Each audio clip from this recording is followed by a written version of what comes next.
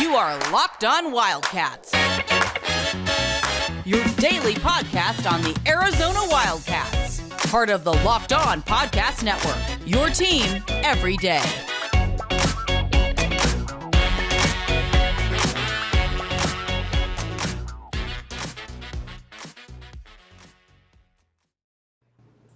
Thanks for making the Locked On Wildcats your first listen of the day. With John Schuster, I am Mike Luke. Thanks for making this your first listen of the day. All right, Schuster, let's Golden State Warriors. Have they been your pick to win it for quite a while now? Well, not necessarily. Can you hear me okay? Yeah, I can hear you. All right, sounds good. Okay, sounds good. I think there was always a logical thought that if they got their act together and all the pieces fell into place, that they would be a concern. And it looks as though, certainly with this Dallas series so far, that that's the case. I don't think it's a surprise by any stretch that Golden State is doing as well as it is and is as far in this process as we thought. I think based on where we ultimately were as far as projecting ahead, where we were looking at the Eastern Conference and the Western Conference, the only outlier here is Dallas. Right. I mean, from a Western Conference standpoint, I think you and I and a lot of other folks probably thought it was going to be Golden State and Phoenix in the Western Conference Finals. Right. In the East, we thought it was going to be one of four teams, or two of four teams, rather, and two of those four teams are playing. So to a large degree, it's gone relatively to anticipation, and one of the teams that we expected from the Western Conference now has a commanding 3-0 lead and looks like it's going to, barring something catastrophic, is going to move into the NBA Finals again and probably is going to be the favorite against either Miami or Boston. And, I think there's still some hard-fought games remaining there. And obviously, Jimmy Butler's knee situation is a big deal as far as Miami is concerned. But that has a chance still to be a competitive. That could be a longer series for sure. Yeah. So I'm not necessarily surprised, and I don't think anybody's surprised about where Golden State is. The question, I think, with Golden State was, and it remains this way, and they're showing that they've done a much better job in this playoff round than they did previously, is that they appear much more focused for a longer period of time. Right. And when they do that, they're extraordinarily difficult to deal with. You know what? And that's a situation, Mike, that Dallas is enduring right now. And this is the situation that we thought Dallas was going to have against Phoenix, and appeared that way in the first two games. But Golden State's been able to maintain a pressure that Dallas's other opponents weren't able to do. And as a result, they have a 3-0 lead as of the time of this recording. You know what's amazing, too, is when you look at it, and first and foremost, though, you look at this group of guys and you're saying they're pretty strong, they're pretty physically motivated. Built Bar. Now, you might think that you look at the Utah Jazz. They had the all-time buff man, Karl Malone, there. Karl Malone would have consumed Built Bar. I don't know that he isn't consuming Built Bar right now. But Golden State, those players look like they are. And maybe that's the reason that they've been able to get this second wind while other teams have failed, John Schuster. Well, it certainly doesn't hurt. And as far as Malone is concerned, if he's still spending a significant amount of time in Utah, where Built Bar is based, then it would seem to be at some point the Utah State legislature is going to get its act together and just mandate the obvious, that everybody in state should be taking Built Bar. And we love your we know how you love mandates. Oh, we absolutely do. But every once in a while, you make an exception, and maybe Built Bar is that. Let's take a quick break. Golden State kind of reminds me a little bit of what San Antonio was about 10 years ago, in that they had this aging core of guys that through the draft and through kind of shrewd moves, they were able to extend that window. I mean, and you look at it with Tony Parker, Manu Ginobili, and Tim Duncan. As they start getting older, they hit a lottery when they draft a guy like Kawhi Leonard, who is then able to, buoy them and continue to keep them going. I kind of wonder if there's a little bit of that going on with Jordan Poole. It certainly seems like that's a possibility, but I also wonder if a little bit of this is the New England Patriots as well, where a guy plays well because he respects players who have been there for a longer period of time and they have a common goal.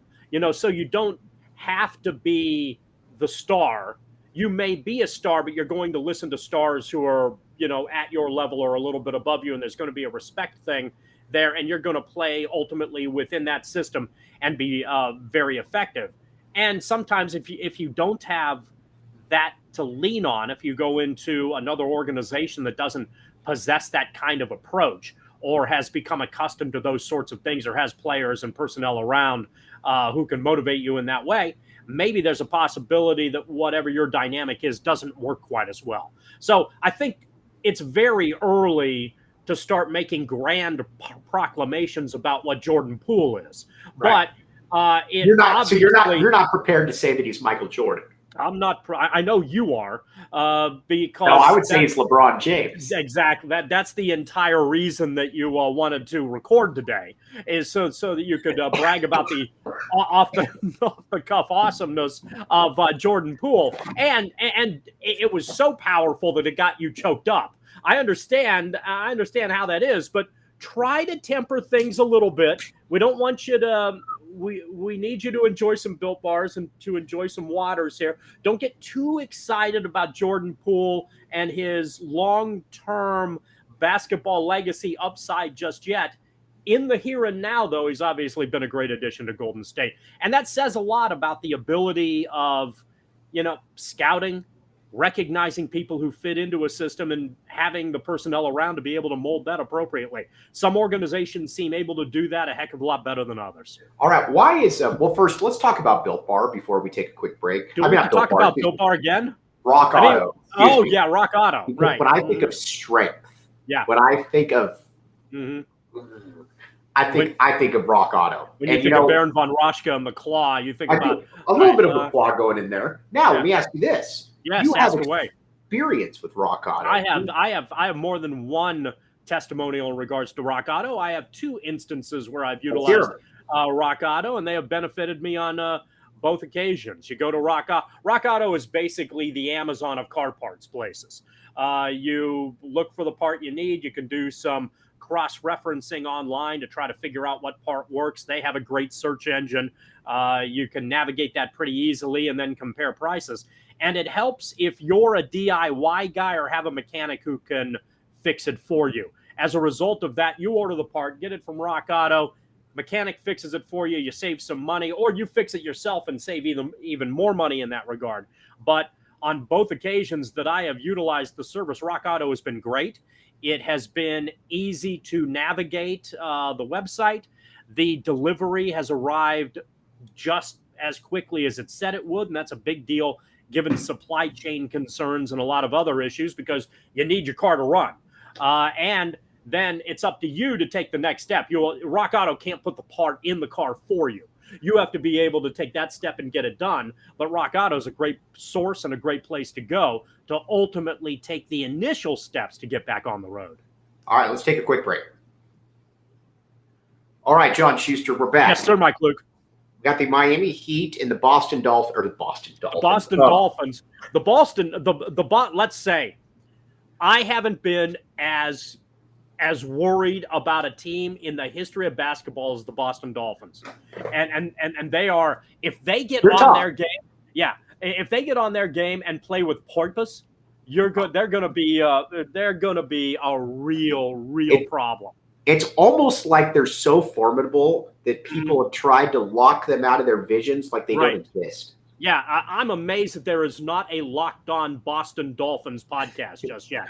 But that's an example of the grand conspiracy that they're doing, trying to work against them. And they have so much practice hopping on those back fins and using that nose.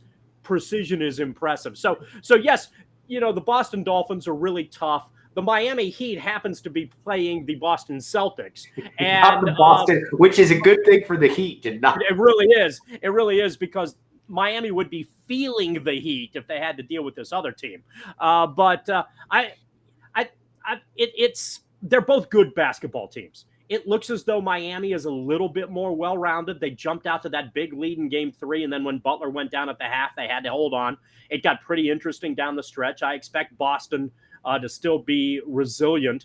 But you talk about a couple teams overall, You've talked about Golden State. Golden State obviously has excellent players and has an ability to add very nicely. Miami has done a remarkable job being an under-the-radar team for everybody except Mike Luke throughout the course of this year. They're one of the more under-discussed number one seeds ever. It feels like that we've seen in some time that is acting like a number one seed. They're not a facade.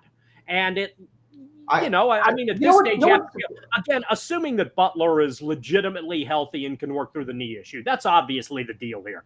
If Butler is close to 100%, Miami's a better basketball team and is probably going to advance. If Butler isn't, the Heat are probably in trouble. And maybe as a result, it's Boston that faces Golden State. They're both very good teams, but it feels like Miami is a little bit better, and that's another organization that has done a remarkable job staying around and being relevant and figuring out ways to put teams together that have been very effective. We're going to talk about that on the next episode. But for John Schuster, I'm Mike Luke. Thanks for listening to Locked On Wildcats.